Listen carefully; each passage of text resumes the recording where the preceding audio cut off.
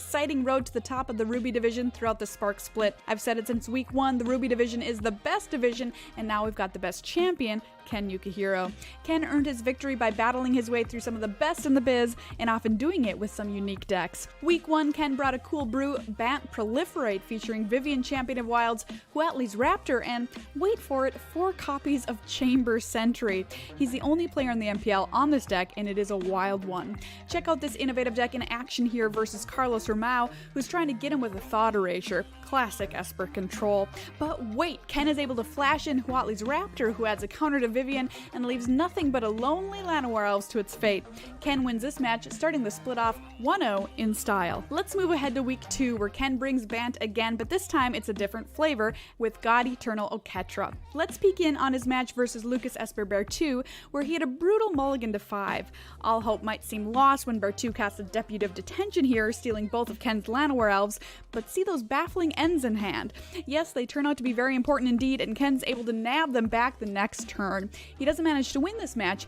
Bear 2 hands Ken his only loss this split. On to week 3. If you're thinking Ken's gotta be done bringing sweet decks by this week, you'd be wrong. He and his Japanese compatriots bring another awesome deck, Golgari Land Destruction, which has the potential to be supremely evil with its ability to wasteland opponents. Check out his match versus Reed Duke on Azorius Aggro. This game contains what is maybe my favorite play of the entire Ruby division here, this split. Here, Duke launches a big attack against Ken's Vraska, followed by a pretty impressive Venerated Loxodon to pump his whole team, supposedly putting him outside of the known card on top of Ken's deck, Massacre Girl. What he doesn't know is that Ken has Assassin's Trophy in hand with 2 open mana. Ken kills Reed's Benalish Marshal at the end of the turn and then casts Massacre Girl on his next turn, killing 7 creatures and securing the game. People, Ken was playing Massacre Girl before Command the Dreadhorde decks even knew it was cool. Ken wins both his matches in week 3, improving his record to 4-1. Week 4 saw Ken taking a more traditional approach, bringing the deck everybody loves to hate, Mono Red. Let's take a moment to look in on his match versus Jessica Stefan and Dimir Control, which, while bad for Ken, was super sweet. Jess had been low on life for several turns, but has managed to hang on, eventually resolving an Ugin, and that's right, running Ken out of cards in his deck. Ken eventually concedes when he knows he'll deck himself the next turn. Unbelievable. He does go on to win this match, and his other this week versus Ben Stark to rocket to 6-1 heading into the final week. Here in week 5, we just saw this match, so I'll just point out my favorite play from game 2 so we can all relive its awesomeness. Here, Ken really showcases the power of Runaway Steamkin and its BFF for life, Experimental Frenzy. It's either beautiful or disgusting depending on how you look at it, but everyone has to admit this chain of spells is really, really sweet. So there you have it, Ken Yukihiro takes down the best division, the Ruby division, earning himself an auto top 16 at the Arena Mythic Championship coming up later this month in Vegas. Congratulations to Ken, who will hopefully continue to bring awesome brews to the MPL.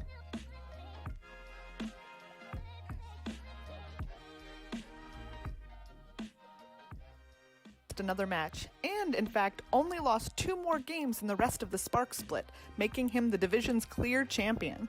In addition to type play, Sato always seemed one step ahead of the field when it came to deck choice, bringing the most varied and interesting slate of decks across the division, and always tending to stack up well against the opposition. In week 1, Sato played Azorius Aggro, which, in a turn away from usual so-called Azorius Aggro builds, actually had a blue card in the main deck. That card, of course, was Teferi Time Raveler. Sato defeated Marcio Carvalho that week. Carvalho played Mono White Aggro, and Sato won the match by gaining incremental advantages where he could, most notably by flipping a Legion's Landing and churning out vampires every turn. However, Sato also lost to Autumn Burchett on Mono Red Aggro in week 1. Sato's Game 2 versus Burchett highlighted the power of Experimental Frenzy. While Sato had an onboard advantage through the middle of Game 2, Burchett was patient and eventually overcame Sato's larger creatures by simply being able to cast more spells. That left Sato at an unimpressive 1-1 after the first week. In week 2, Sato brought Bant mid-range with all-star God Eternal Oketra. He played against Andrea Mengucci on Esper Control, a tight matchup that relied on Oketra to fight through Mengucci's long list of removal. In the critical Game 3, Sato looked to be struggling, with only 2 lands in play, but he made the most of what he had, countering Mengucci's Teferi, chipping in with small attacks, and finally landing in Oketra. Sato took the game and the match. Next came week 3 in Sato's match against Jean-Emmanuel Deprat. Depraz tried to resuscitate Temur Reclamation, a deck whose popularity has waned since War of the Spark hit Standard, while Sato brought a Golgari mid-range deck crafted by the MPL's 3 Japanese players specifically for that week's matches. Sato crushed Depraz in 2 quick games in which he mercilessly destroyed Depraz's lands with Assassin's Trophy and Field of Ruin. Since Depraz only had 2 basics to get, he quickly ran out of lands entirely, and that was it. In Game 2, Sato just had too many ways to interact with Depraz's demanding mana and enchantments, so Depraz's deck never really got to do its thing, by which I mean cast any relevant spells. It could make a lot of mana, but that doesn't exactly stop Carnage Tyrant.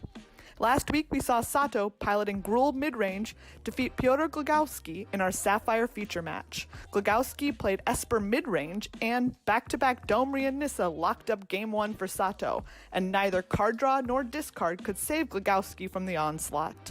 In Game 2, Glogowski had more interaction, but a timely Nissa kept the pressure on as Glogowski tried but failed to stabilize. In Sato's Week 4 match against Mike Sigrist, it was a race to 0 as Gruul midrange and mono-red aggro battled. Sato's bigger creatures once again got the job done, plus a pair of Cindervines out of the sideboard in Game 2 kept Sigrist from sticking in experimental frenzy. And that brought Sato to Week 5, where all he had to do was defeat Paulo Vitor Damaderosa, a Hall of Fame member with a nearly uncountable number of top 8s, to win the Sapphire Division. It was always going to be a historic first split for the Magic Pro League. The creation of the league and the launch of Arena meant that this first season would be etched into Magic history no matter what happened in the Spark Split. Brad Nelson made some history anyways. The King of Standard continues to rule. With a win over Grzegorz Kowalski this week, Nelson became the first and only player to finish a split undefeated. And it makes sense, at least as much as anyone performing well enough to win 7 straight matches at this level of competition makes sense, that Nelson would be the one to pull it off. After all, he's been making history for quite a while. He's been looked to as one of, if not the best, standard players in the world. And Nelson showed us exactly why this split. He may have finished undefeated, but things didn't start out quite so perfectly. In fact, in his first ever MPL match, Nelson missed his second land drop against Matt Nass. Of course, that worked out just fine for him and his Azorius aggro deck. He proceeded to play out 4 1-drops. He went on to win that game and the match, overcoming some adversity right out of the gate, but still putting a win on the board. Keeping it fairly simple with his deck choice of White Weenie in Week 1, Nelson went the opposite direction for a pair of matches in Week 2. He brought Bant Nexus with Kefnet God Eternal to the table. Now, he started by rolling to 2 quick wins over Christian Hauck's mono red deck, and then he turned in the match of the week against Hall of Famer Shadow Yasuoka and his Bant mid-range deck. The match went all 3 games, with the first 2 being split thanks to some very nice plays from both sides. That sent things into a Game 3 where one of the most bizarre back and forths with deputy detentions you will ever see went down. That, along with some tricky interactions between Blast Zone and Wilderness Reclamation, allowed Nelson to pull off the exciting victory and move to 3-0. Suddenly, he had the division title in his sights. But first, he had a matchup against undefeated Martin Yuza in Week 3. Nelson again showed his ability to play all decks in the format comfortably, switching seamlessly to Celestia aggro and running all over Martin Yuza's mono red deck with it. Nelson's reward for that? Another matchup of perfect records in Week 4, this time against the buzzsaw known as Seth Manfield, who had blazed his own undefeated trail to that point. Again, Nelson switched decks, but this time he might be the underdog. Esper decks typically don't want to see mono red on the other side of the table. But this time the player of the year came prepared, with Oath Akaya and Basilica Belhaunt both gaining him a ton of life over the course of the match. Nelson's tweaks to the Esper hero deck proved to be exactly what he needed in the matchup, and by taking down his friend, he took control of his division. But he still had a long way to go, and it started with another match against Red, this time from Alexander Hain. And their match provided the best top deck of Nelson's MPL career to this point. He had a crucial Dovin's Veto for Hain's Experimental Frenzy, and then found the perfect card on the top of his deck in Cry of the Carnarium, clearing Hain's board to win the game. But Nelson couldn't rest quite yet. both Seth Manfield and Martin Yuza had done everything they could since losing to Nelson, and both entered the final week on a collision course with each other, with the potential for the winner to steal the division if Nelson faltered against Grzegorz Kowalski. So it all came down to whether or not Nelson could take down Kowalski's mono red deck in week 5. Game 1 was a treat to watch, as you saw as Nelson ran laps around the red deck with a trio Basilica Bellhaunts to go along with 3 different Planeswalkers. Kowalski fought back by burning Nelson out in the second game. Meanwhile, Seth Manfield won the pivotal matchup against Yuza, meaning he would be the one with a shot to overtake Nelson if Nelson were to lose the final game against Kowalski. But there was never a doubt. Nelson untapped with Hero Precinct 1, and then Teferi of Oath and Kaya snowballed it from there. Brought the game to a quick end as Nelson put off the perfect split and earned the Emerald Division title. That's a wrap on the Emerald Division for the Spark Split. I'll see you all at the Arena Mythic Championship in a few weeks. Until then, I'm Corbin Hostler. Thanks for watching.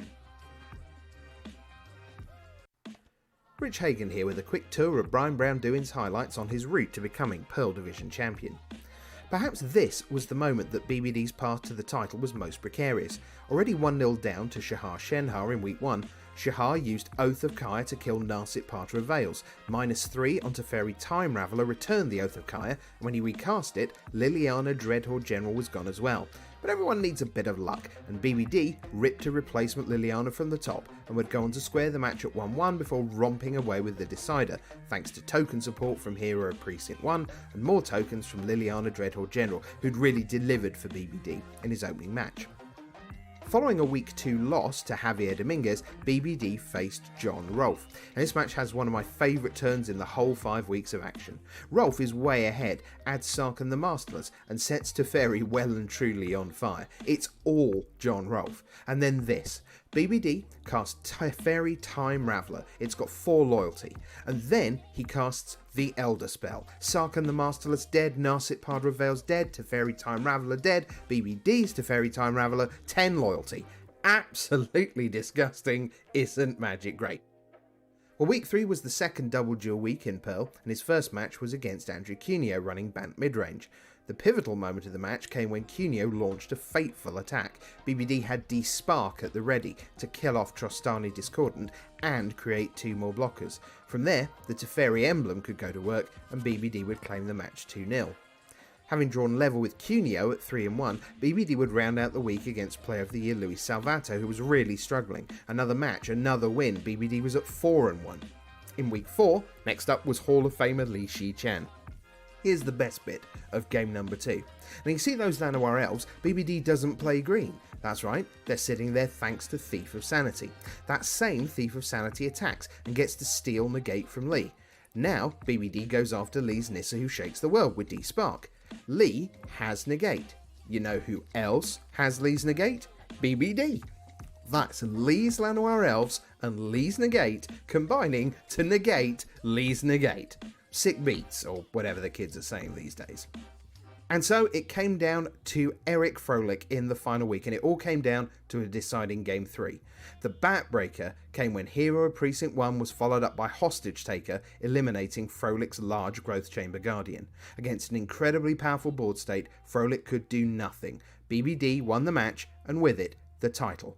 With his win, BBD is guaranteed a spot on Day 2 of Mythic Championship 3 in Las Vegas, Nevada, and 12 valuable Mythic points towards his season total, with seats at the World Championship at the end of the year for the top 4. Congratulations to Brian Brown Doing, the Spark Split Pearl Division champion. Yes, obviously, as each player has said, it does mean quite a lot to get to go to that top 16. And congrats to Brad Nelson, Brian Brown Doing, Ken Yukihiro, and Rei Sato. Other things we want to say about this final state, all those mythic points there for the taking. I mean, they should be proud, right? This is a big accomplishment against the toughest competition that you could realistically put together. In a small field tournament where it's round robin as well, there's just no breaks. There's no way to run well.